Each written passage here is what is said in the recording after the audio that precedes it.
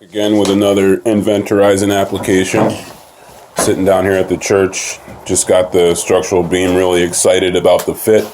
Everything looks great. We just got it in the other day. Guys are dropping it in and everything just fits awesome. So I'm going to show everybody what it is.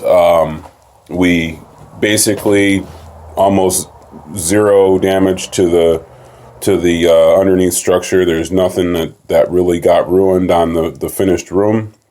And we were able to access it without damaging anything that isn't already planning on being repaired. So keeping in line with the historical integrity of the building. It's pretty awesome. So take a look, and there you go. Rot that's over above the beams, the carrying beams that Right here.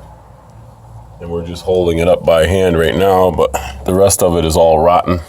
If you can see, this is a lower section right here, which is all, and we're gonna take it out. All right. That's all in shambles, barely holding on. So that's the plan.